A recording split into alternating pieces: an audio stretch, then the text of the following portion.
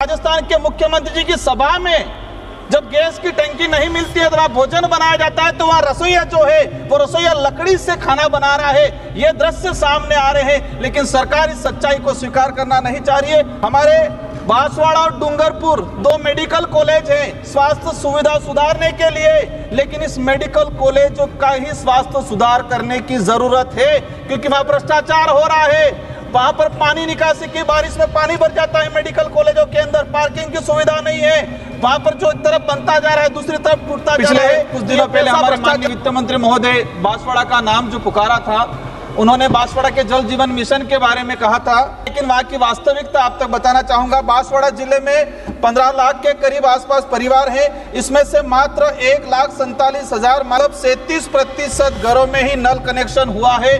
वही डूंगरपुर जिले में मात्र 99,019 परिवार मतलब 32% घरों के अंदर ही नल कनेक्शन। 70% घर आज भी शुद्ध पेयजल से वंचित है।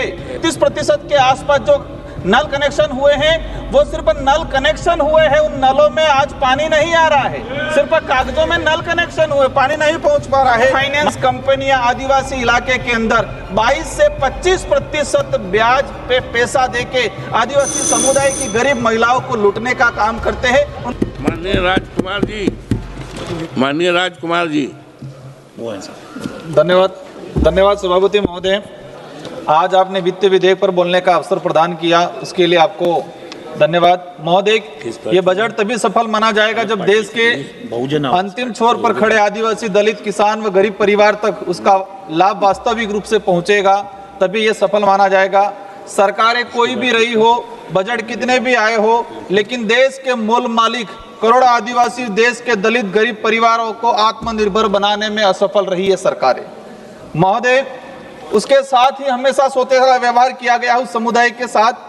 उसका दुष्परिणाम ये रहा है कि आज आदिवासी क्षेत्र में बुनियादी सुविधा जैसे शुद्ध पीने का पानी नसीब नहीं हो रहा है। शिक्षा, स्वास्थ्य के क्षेत्र में भौतिक ढांचे एवं मैन पावर के आज भी अभाव है।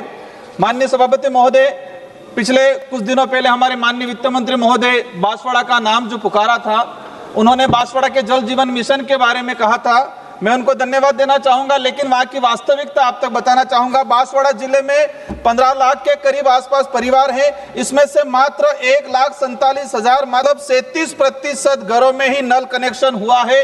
वही डूंगरपुर जिले में मात्र 99,019 परिवार मतलब 32% घरों के अंदर ही नल कनेक्शन है, वो कागजों में हुआ है। 70% घर आज भी शुद्ध पेयजल से वंचित है। 32% के आसपास जो नल कनेक्शन हुए हैं वो सिर्फ नल कनेक्शन हुए हैं, उन नलों में आज पानी नहीं आ रहा है, सिर्फ कागजों में नल कनेक्शन हुए, पानी नहीं पहुंच पा रहा है।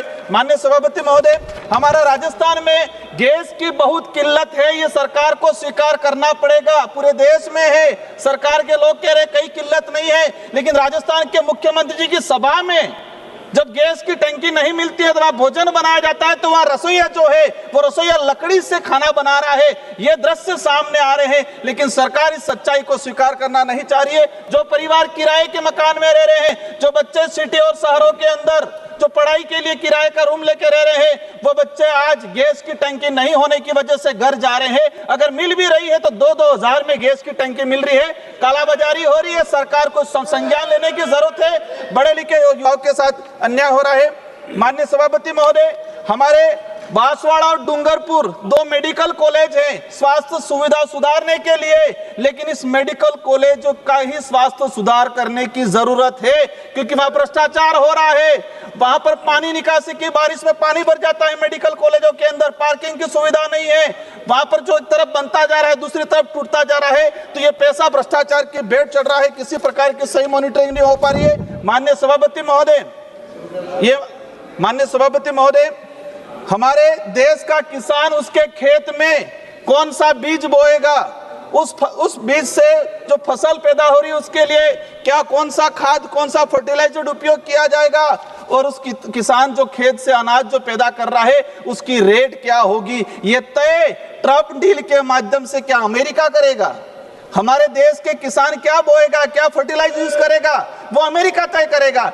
और ये यही नहीं, उस उस खाद्यान्न से जो हमारे लोग खाना खाएंगे, जो फर्टिलाइजर यूज किया जाएगा, उससे जो बीमार पड़ेंगे, उस बीमारी का इलाज क्या होगा, वो अभी से तैयार करके रह रहे। माननीय सभापति महोदय, मेरी जो मुख्य मांग है कि हमारा जो बांसवाड़ा संसदीय क्षेत्र है उसमें डेयरी प्रबंधन नहीं होने की वजह से भीलवाड़ा जाते हैं लोग, और हम चाहते हैं कि डूंगरपुर और बांसवाड़ा में डेयरी प्रबंधन की सुविधा की जाए।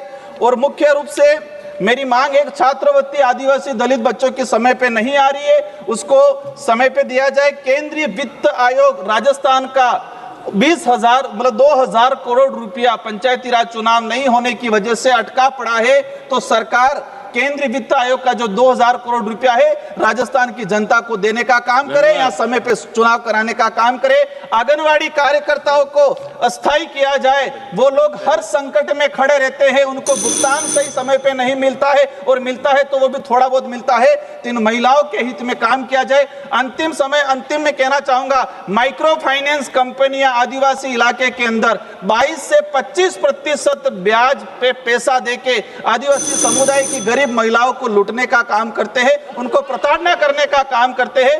तो मैं चाहूंगा एक माइक्रो फाइनेंस कंपनियों पे बैंड लगाया जाए, जो 22 से 25% ब्याज लेते हैं। आदिवासी इलाके में शिक्षा का अभाव रहता है, वो लोग समझ नहीं पाते उनकी गणित को, उनको बॉन्ड किया जाता है, और जब वो पैसा नहीं भर पाते हैं तो उनसे उनके बकरे लिया जाते हैं, उनसे वहां के मुर्गा, उनके पशु चुरा लेने का काम करती है माइक्रो फाइनेंस कंपनियां। उन पे बैंड लगाया जाए।